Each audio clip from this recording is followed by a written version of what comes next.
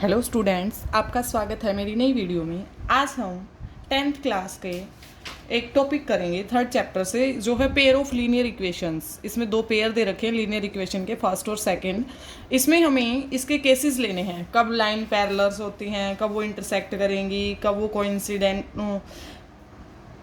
वो एक दूसरे को कोइंसिडेंट करेंगे। देखते हैं एक बार। फर्स्ट केस हमारे पास आता है, ये हमारी दो इक्वेशंस हैं, a1x b1y plus c1 is equals to 0, a2x plus b2y plus c2 is equals to 0। First case हम लेके चलते हैं, केस फर्स्ट। अगर दोनों लाइन हमारे पास इंटरसेक्टिंग लाइन्स हैं, ये फर्स्ट लाइन है, इसको a1x plus b1y plus c1 is equals to 0। जो सेकेंड लाइन है वो हमारे पास है a2x plus b2y plus c2 is equals to 0। ठीक है, इस केस में ये दोनों इंटरसेक्टिंग बोली जाएंगी कि इंटरसेक्ट कर रही हैं। ठीक है, इनका जो सॉल्यूशन होगा, जो सॉल्यूशन आएगा वो कैसा सॉल्यूशन आएगा, मगर अगर हम इनको सॉल्व करते हैं, एक्स वाई जो भी वैल्यू निकालते हैं, तो इनका जो सॉल्यूशन होगा वो क्या होगा, हमारे पास यूनिक सॉल्यूशन होगा। ठीक है, यूनिक सॉल्यूशन होगा। और इसमें एक वैल्यू निकालनी होती है हमें a1 बाई b1 की। ठीक है, वो कैसे निकालेंगे हम, वो होती है हमारे पास a1 by a2 not equal to b1 by b2।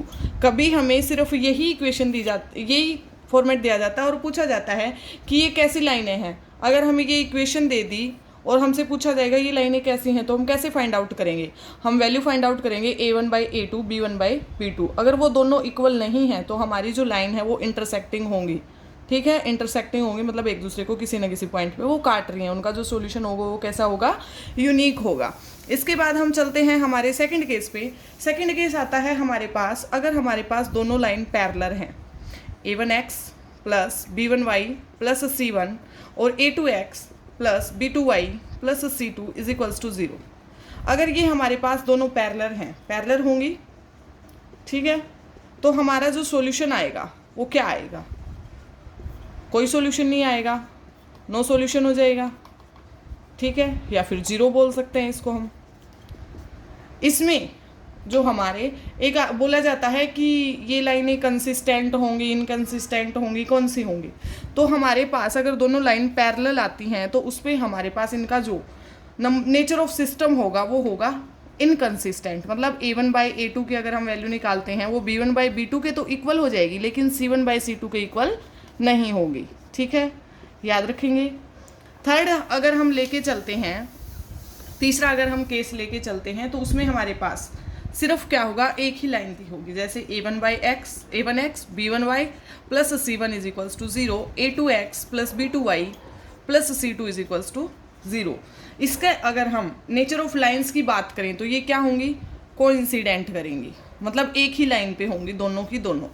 ठीक है, इसका जो सॉल्यूशंस होंगे वो कैसे होंगे, जैसे हमने फर्स्ट का निकाला उसके यूनिक सॉल्यूशन है, सेकंड का निकाला उसका कोई सॉल्यूशन नहीं निकल रहा, तो ये ऐसी जो भी इक्वेशन होगी उसके इनफाइनाइट सॉल्यूशन हो जाएंगे। कैसे हो जाएंगे, इनफाइनाइट। और इसका जो नेचर होगा वो कौन सा होगा, कंसिस्टेंट होगा। ठीक है, और इसका कंसिस्टेंट का मतलब क्या है, हमारे पास इसकी वैल्यू a1 बाई क्या आ जाएगी, a1 by a2 equal to b1 by b2 is equals to c1 by c2। ठीक है, ये हमारे पास कंडीशन होगी। ये कंडीशन देके भी पूछ सकता है कि कौन सी लाइनें होंगी, कोइंसिडेंट लाइन होंगे हमारे पास, इसके जो सॉल्यूशन होंगे वो इनफाइनाइट सॉल्यूशंस होंगे।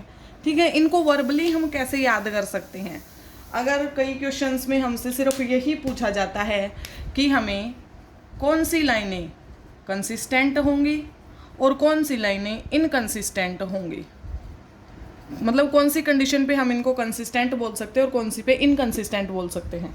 ठीक है, कंसिस्टेंट सिर्फ एक पे ही बोल सकते हैं, सॉरी, इसके दो केस आते हैं, या तो a1 by a2 b1 by b2 c1 by c2, या तो ये तीनों इक्वल होंगी तो कंसिस्टेंट होगा, या फिर इन तीनों में से कोई भी इक्वेशन हमारे पास इक्वल नहीं होगी तो हमारे पास क्या आएगा, कंसिस्टेंट सॉल्यूशन आएगा।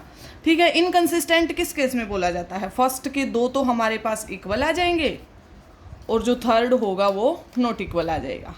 ठीक है, मेन बात आती है यहाँ पे, याद हो गया होगा आपको, कंसिस्टेंट के दो हैं, अगर हमारे पास तीनों इक्वेशन इक्वल, मतलब तीनों वैल्यू इक्वल आती हैं या फिर तीनों में से कोई भी इक्वल नहीं आती है, तो हमारा जो नेचर होगा वो कैसा होगा, कंसिस्टेंट होगा। अगर तीनों में से दो इक्वल हैं और एक अनइक्वल है, मतलब फर्स्ट वाले दोनों इक्वल हैं और थर्ड वाला अनइक्वल है, तो हम बता सकते हैं कि वो क्या होंगी, इनकंसिस्टेंट होंगी। अब बात आती है A1 A2 B1 B2 C1 C2 हम लेते किसको हैं, ठीक है, लेते किसको हैं, ये चीज़ तो हमें याद हो गई कि तीनों इक्वल आएंगे। अब हमने इक्वेशंस पढ़ी है A1x B1y plus C1 is equals to 0, दूसरी लिख देते हैं A2x B2y plus C2 is equals to 0। x के साथ जो मल्टीप्लाई में है A1 है, ये A2 है, y के साथ जो मल्टीप्लाई में वो B1 B2 है, और जो कांस्टेंट टर्म होगी वो हमारे पास क्या होगी, C1 और C2 होगी। मैं एक इक्वेशन लिखती हूँ जैसे x minus Y plus 1 is equals to 0, और सेकेंड इक्वेशन मैंने लिखी यहाँ पे 4x plus 3y minus 10 is equals to 0। क्या आप इसमें से A1 की वैल्यू बता सकते हैं, B1 की वैल्यू और C1 की वैल्यू? देखिए कैसे फाइंड आउट करेंगे। x के साथ जो मल्टीप्लाई में होगा, कौन है इसके मल्टीप्लाई में, 1, तो A1 की वैल्यू 1 हो जाएगी। y के साथ जो मल्टीप्लाई में होगा माइनस का 1, और कॉन्स्टेंट टर्म क्या है, C1 की वैल्यू आ जाएगी 1। ठीक है, A1 B1 C1 ऐसे फाइंड आउट करेंगे। इसमें A2 की वैल्यू क्या हो जाएगी हमारे पास 4, B2 की वैल्यू क्या हो जाएगी हमारे पास, y के साथ जो मल्टीप्लाई में वो 3, और C2 की वैल्यू हमारे पास हो जाएगी माइनस का 10। अगर मैं इसमें इनका नेचर पूछूं कि कौन सा नेचर होगा, तो बहुत सिंपल है, A1 बाई A2 निकाल लो कितना आएगा, B1 बाई B2 निकाल लो, और C1 बाई C2 निकाल लो। A1 की वैल्यू 1, A2 की वैल्यू 4, 1 बाई 4, B1 की वैल्यू माइनस 1 और B2 की वैल्यू 3, और C1 की वैल्यू हमारे पास है 1 और ये है माइनस 10। क्या तीनों इक्वल हैं? नहीं है, तीनों इक्वल नहीं है, तो इसके जो नेचर होगा वो कैसे होंगे, कंसिस्टेंट होंगे। और कोई भी इक्वल नहीं है, कोई भी इक्वल नहीं है का मतलब हमारे पास क्या था, लाइनें होंगी वो इंटरसेक्टिंग होंगी, इंटरसेक्टिंग होंगी तो इनका क्या होगा, यूनिक सॉल्यूशन होगा। ठीक है, कौन सा सॉल्यूशन होगा इनका, यूनिक सॉल्यूशन होगा। ठीक है, आशा है आप सबको समझ आया होगा। ठीक है, मिलते हैं फिर एक नेक्स्ट नई वीडियो के साथ। तब तक चैनल पर बने रहिए, चैनल को लाइक शेयर और सब्सक्राइब कीजिए। Thank you.